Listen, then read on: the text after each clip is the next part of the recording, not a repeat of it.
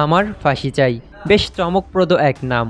এই নামেই নিজের বইয়ের নামকরণ করেছিলেন মুক্তিযোদ্ধা মতিউর রহমান ডেন্টু। ১৯৮১ থেকে ৯৭ সাল পর্যন্ত তিনি ছিলেন সাবেক প্রধানমন্ত্রী শেখ হাসিনার ব্যক্তিগত উপদেষ্টা। সে সময়ের রাজনৈতিক ও সামাজিক প্রেক্ষাপটে লেখা এই বইয়ে হাসিনা ও তার দলের নানা অনিয়মের কথা তুলে ধরেন লেখক। প্রকাশের পরেই ইতিহাস বিকৃতি ও রাজনৈতিক বিতর্ক ছড়ানোর অভিযোগে নিষিদ্ধ করা হয় বইটি। নিষিদ্ধের পর দীর্ঘদিন বইটিকে আর প্রকাশ্যে দেখা যায়নি, কিন্তু সে বই এখন বিক্রি হচ্ছে সর্বাধিক। বলছি জুলাই বিপ্লব পরবর্তী নীলক্ষেতের কথা, যেসব ইতিহাস ভিত্তিক বই একসময় ছিল নিষিদ্ধ, চাপা পড়েছিল অন্ধকারে, সেসব বই এখন বেস্ট সেলার। নীলক্ষেতের প্রতিটি দোকানেই পাওয়া যাচ্ছে বইগুলো, বিক্রিও হচ্ছে ব্যাপক। শুধু নীলক্ষেত নয়, অনলাইন ভিত্তিক বই বিক্রির প্ল্যাটফর্মগুলোতেও একই অবস্থা। প্রতিদিন দেশের বিভিন্ন প্রান্ত থেকে আসছে অর্ডার, হাজারো বই চলে যাচ্ছে সারা দেশে।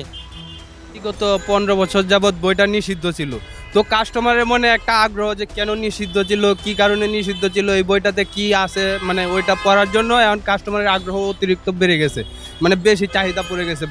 বইটা ব্যাপক আকারে এখন বিক্রি হচ্ছে, ওপেনলি বিক্রি হচ্ছে। আগে এই বই আপনার লুকায়ও বিক্রি করা যেত না, তো এই কারণে এখন কাস্টমারদের ওপেন পাইতেছে, দেখতেছে, কিনতেছে, সবাই পড়তেছে, চাহিদা আর কি বেড়ে গেছে এই দুটা বইয়ের।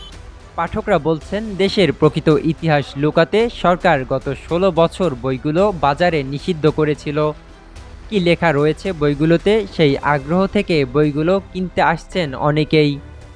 এত বছর কেন বইগুলো নিষিদ্ধ ছিল জাস্ট এটা জানার জন্য, এবং মানে বাংলাদেশের যেই মূল ইতিহাস, এই ইতিহাসটা জানার জন্য এই বইগুলো কিনতে এসেছে।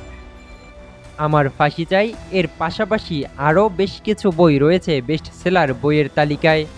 এর মধ্যে অন্যতম শেখ মুজিবুর রহমানকে সপরিবারে হত্যার সাথে জড়িত মেজর শরীফুল হক ডালিমের বই আমার ফাঁসি চাই এর পাশাপাশি আরও বেশ কিছু বই রয়েছে বেস্ট সেলার বইয়ের তালিকায়। ২০০২ সালে প্রকাশিত এই বইটি বিক্রি হচ্ছে পুরোদমে। মেজর ডালিমের যা দেখেছি, যা বুঝেছি, যা করেছি বইটিও পেয়েছে ব্যাপক জনপ্রিয়তা। এই তিনটি বই এতই বিক্রি হচ্ছে যে কেউ কিনলে একটি বই কিনছেন না, তিনটাই একসাথে নিচ্ছেন, জানালেন এক বিক্রেতা। যে দেখে সেই কিনে, আর এই বইগুলা কেউ একটা কিনে না, সবাই তিনটা করে বই কিনে। হ্যাঁ, যে তিনটাই কিনে। কেনার কারণটা হচ্ছে বিগত 15 বছরে বইটা কেন নিষিদ্ধ হয়েছিল, এই কেনটার জানার জন্যই মানুষের এত উপচে পড়া ভিড়। তো মোটামুটি এখন দেখলাম মানুষের নিজের ইচ্ছায় খুব স্বতঃস্ফূর্তভাবেই সবাই কিনছে। আগে তো বিক্রি করা যাইতো না, এখন ওপেনে চলে আসছে বিধায় বিক্রি করা সম্ভব হচ্ছে। এই যে 5ই আগস্টের পর থেকে বইটা বাজারে আসছে, আর আসার পর থেকে সব দোকানেই মোটামুটি ইনশাল্লাহ সেল হচ্ছে 15টা 20টা। ধরেন আমার দোকানে যদি 15টা 20টা হয়, এখানে দোকান আছে ধরেন 150 থেকে 200, তো ওইভাবে হিসাব করলে মোটামুটি বেশ ভালোই বই বিক্রি হচ্ছে। এই তিন বই ছাড়াও শারমিন আহমেদের লেখা নেতা ও পিতা, পিনাকি ভট্টাচার্যের লেখা স্বাধীনতা উত্তর বাংলাদেশ, একে খন্দকারের ১৯৭১, ভেতরে বাহিরে, আহমেদ মুসার ইতিহাসের কাঠগড়ায় আওয়ামী লীগ বিক্রি হচ্ছে সবচেয়ে বেশি।